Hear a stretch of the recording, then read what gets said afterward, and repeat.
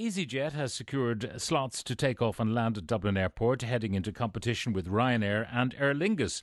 Now, Easyjet had previous routes to Gatwick from Shannon, Knock and Cork in 2004, but only spent around 18 months in the Irish market.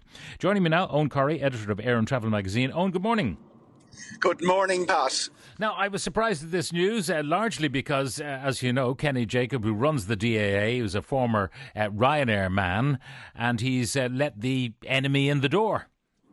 Absolutely. A couple of very interesting things going on here. Very interesting timing as well, because today the IATA Worldwide Slots Conference opens at the Dublin Conference Centre. About 1,000 people from the slot-controlled airports and airlines from around the world all together talking about slots. And then we get this little bit of news that EasyJet, for the first time in many, many years, have applied for slots in Dublin Airport. Doesn't always mean they'll be used. Ryanair famously apply for slots all over Europe. It keeps people like me speculating what routes they're going to open, and maybe 20-30% of them eventually open. So there's no guarantee they'll use them. But the fact they've applied for them, it shows a couple of things. It shows that they're ready to go back to battle with Ryanair.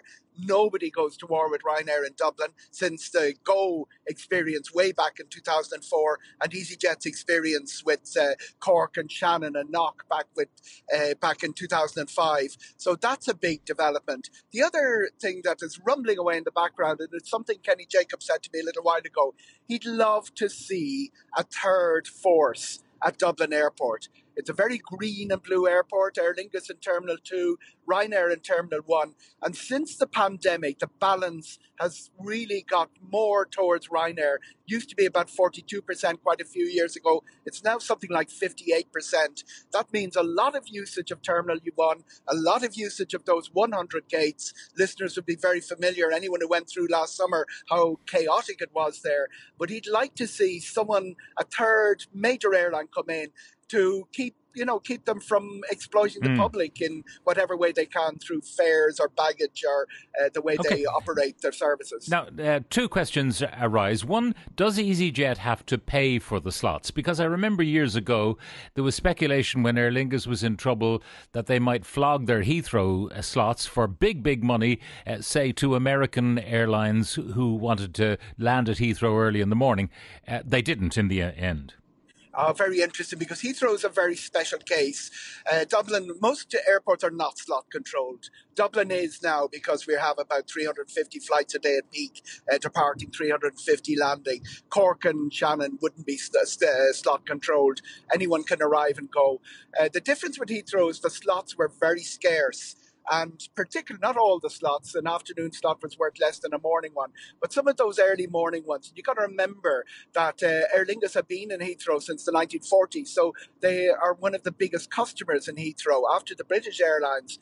So they had quite valuable slots, worth 100 million for a pair of slots, and people like Continental, to give an example, that airline that was eventually merged into United, they were seeking a move from Gatwick to Heathrow. So buying, the only way in for them, because the slots were all full, would be to buy a slot from somebody else. We've seen airlines trading slots. It was pretty mad in the noughties and early teens. It's got less so now as the aviation industry's carved up in different ways, and some of the people who had quite a few slots in Heathrow, like Flybe, went out of business. So slots are not as scarce as they were. They're not valuable in Dublin Airport. To answer your question, you don't pay for a slot in Dublin Airport, but you do have to apply for it because it's the only way of managing a busy airport. And the income then derives from the flights that you operate and the per passenger cost, of which we spoke with Kenny Jacobs last week, and indeed with Eddie Wilson as well. The second question is whether or not, if EasyJet came in and relatively few slots applied for, would they be encouraged or forced perhaps to operate out of Terminal 2, which is less busy, and many would say a much more comfortable terminal to get through? Yeah, it's interesting. The pressure has always been on the other side, because Aer Lingus were increasing their transatlantic services. They take a lot more time on the ground. US border control is used by them. So all of that is happening. Put a little bit of pressure on the time in Terminal 2, particularly 11 o'clock till 1 o'clock. You had something like 15 transatlantic departures. So we saw pressure in the other direction. People like Etihad, who used to operate in Terminal 2, being moved back to Terminal 1. Air Canada sort of would be a natural fit in Terminal 2. There in Terminal 1. Qatar would be a long-haul airline as well. You'd expect them in Terminal 2. So rather than EasyJet moving into Terminal 2, what would probably happen is that some of those long-haul airlines would move back to Terminal 2. Now, KLM, Jennifer in Roscommon says, I've heard a lot of promotional advertising about them lately. What about their activity out of Dublin? KLM are very successful. They do about 5 rotations a day to Amsterdam, which is a big connecting airport. It has had its problems in the last 2 years. I always regarded it as one of the best in Europe. It had a big baggage problem, was one of the biggest baggage offenders this side of the Atlantic, alongside Heathrow. Toronto was the big offender the other side. And Willie Walsh recently at the IATA conference in Istanbul, where I was last week, he referred to it as now the worst airport in the world, which is probably a little bit tongue-in-cheek. It's a very good connecting airport. I connected through it as I was coming back from somewhere 2 weeks ago. It still works very well. And KLM's operations they're one of the traditional flag-carrying airlines. They're part of a team with Air France, and very noticeably, people who were routed through Charles de Gaulle, when things started getting hot and heavy with French strikes, they had the option of going through Amsterdam as well. It's also a big, big airport for Cork. Cork love it. And very good African services. Those I know who've travelled to KLM have praised the service on board. It's almost like the old days. Absolutely, and there's a thing, the Middle Eastern airlines, they've, a reputation, they win all the awards.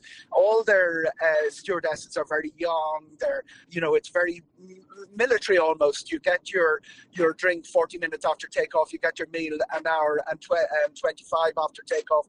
KLM and Lufthansa, I'd put them in the same category. The cabin crew are very experienced. They're the ones who will spot the granny in row 24 who's terrified and be down to reassure them and give them the cup of tea or whatever. They're very, very good because of that experience that you only acquire from hours in the air. Now, the other question is about insurance and people who are caught up in strikes and delays. Not every policy covers everything. Absolutely, and the traditional commoner garden, insurance 12-month schemes came down. 12-month insurance policies came down massively in price. Long ago, you would pay more for a 2-week travel insurance than you would for an annual policy now, and most of them can be got for about €80. Watch for things like winter sports ski. Watch for America. That because medical expenses in the USA are so high. They generally will sell it as an add-on option. But one of the things that was never in it was flight cancellation or airline failure or flight disruption, because airlines didn't fail in the old days. There was an old government to back them up. And now they cost maybe €6 or €7 extra on an annual policy. I noticed 1 or 2 of the big providers have put it in as standard in the annual policy, but it's certainly worth looking for in the summer when we're going to run into French air traffic control strikes and other strikes. The one big issue that has been solved, by the way, is German security staff were striking regularly through the spring. That issue has been solved. They've got a very, very good pay increase. So, but, that would probably have knock-on effects in other countries. We are looking at a summer of disruption.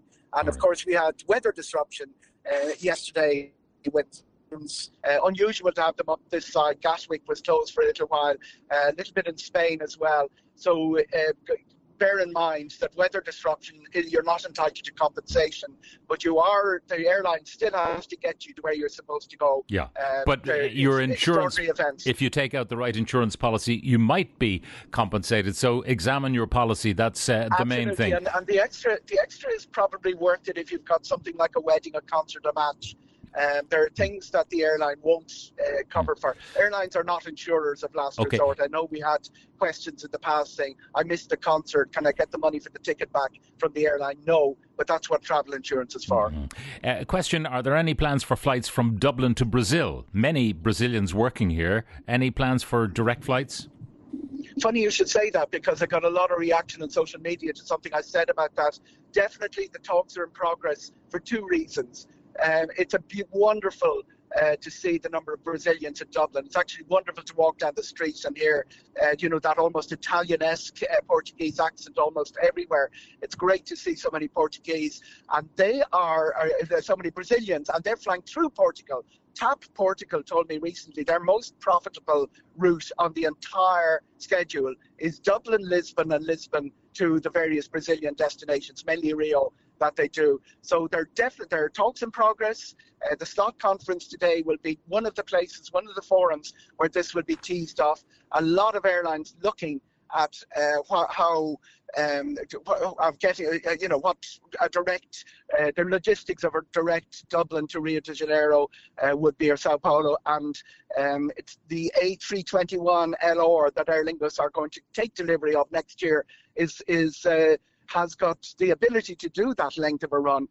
Loads of factors in there, but everybody's looking at Dublin Rio. I would be very surprised if we don't see it coming in 2024. Another returned route, which I'm delighted to see, July the 27th, Hainan, who used to operate Dublin to Beijing direct. Nobody expected to see them back in 2023, but China, as listeners will know, opened very suddenly in January, and now that route is running again.